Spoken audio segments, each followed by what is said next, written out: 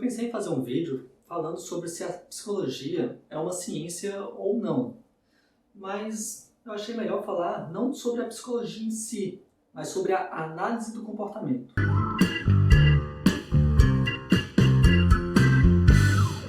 E aí pessoal, tudo bem? Antes de mais nada, se inscreve aqui no canal para ajudar a divulgação científica e principalmente a divulgação da psicologia e da análise do comportamento aqui no YouTube. E também deixa um comentário aqui dizendo se você acha que a psicologia é ou não uma ciência.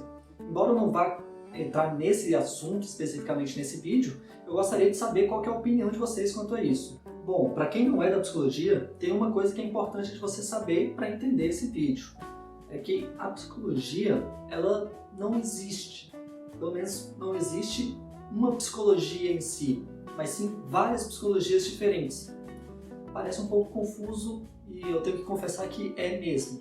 Mas enfim, só entenda que existem várias abordagens na psicologia, várias formas de entender o ser humano. Uma delas é a abordagem comportamental dentro da psicologia, a que eu prefiro chamar de análise do comportamento, ok?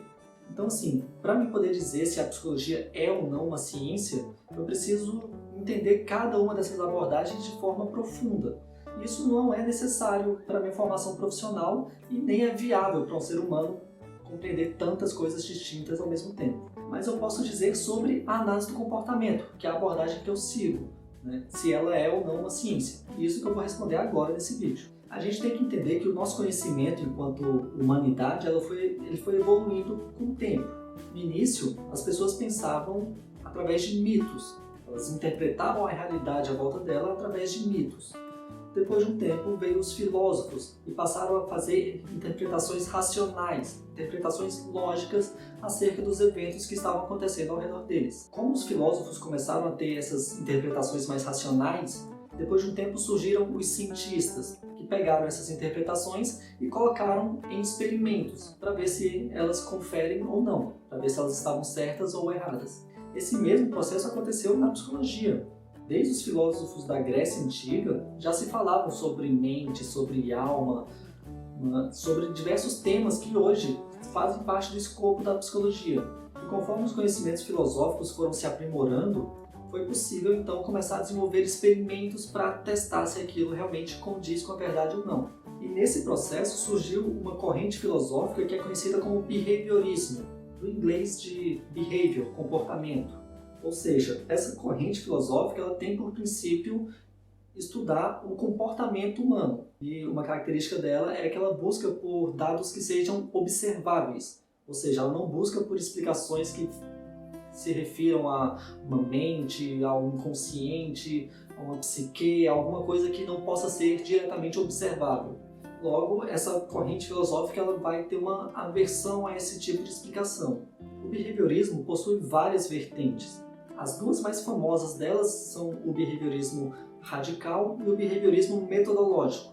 Se você quiser saber mais sobre isso, nesse vídeo aqui que está no card, eu falo especificamente sobre esses dois tipos de behaviorismo. Mas para esse vídeo aqui, o que é importante você saber é que tudo que eu for me referir a behaviorismo, de agora em diante, eu vou estar me referindo ao behaviorismo radical. Então o behaviorismo ele surge como uma ideia de criar uma ciência natural do comportamento. Uma ciência natural, assim como a física, assim como a biologia, assim como a química. Ou seja, todos os fenômenos estudados por essa ciência são fenômenos naturais, e eles só interagem com outros fenômenos naturais. E o que define se um evento é natural ou não é se ele está localizado no tempo e no espaço. E é isso que nos faz negar ou evitar usar conceitos que a gente chama de mentalistas, conceitos como a mente, o inconsciente, como a psique, o subconsciente, esse tipo de coisa que não está localizado nem no tempo e nem no espaço. São coisas que você não consegue mensurar de alguma forma. Então a gente já viu que da filosofia surge a ciência, e é isso que acontece. Da filosofia behaviorista surge a análise experimental do comportamento, que é a ciência que vai estudar os conceitos que o behaviorismo pensa como filosofia. Ou seja, o behaviorismo quem vai definir o método que a análise do comportamento vai utilizar, qual é o objeto de estudo, essas questões. Então, a análise do comportamento ela é a ciência do comportamento especificamente. E ela vai utilizar de diversos métodos para fazer experimentos, tanto com animais humanos como com animais não humanos.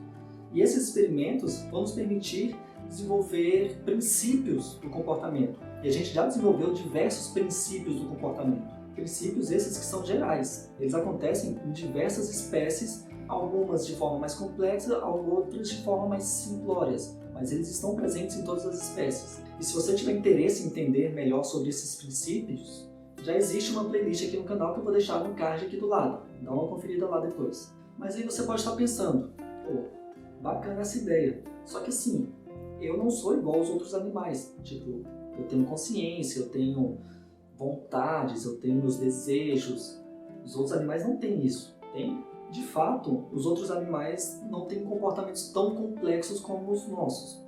Pelo menos assim, eu ainda não vi nenhuma outra espécie animal que tenha desenvolvido, por exemplo, um foguete para sair da órbita terrestre.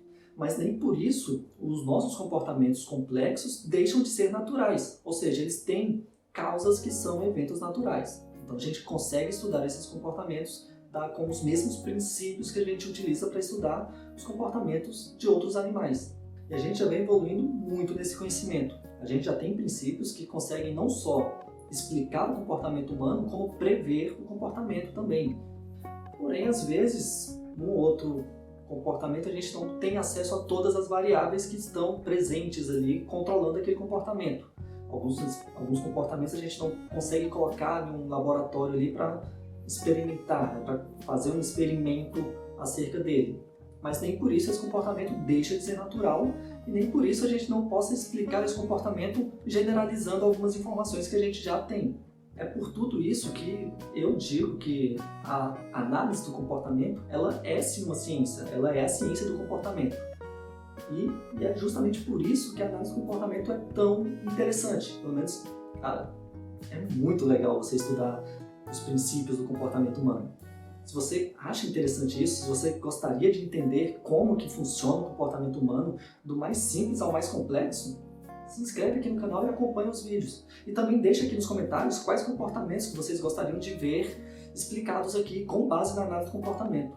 Por hoje é só e até mais!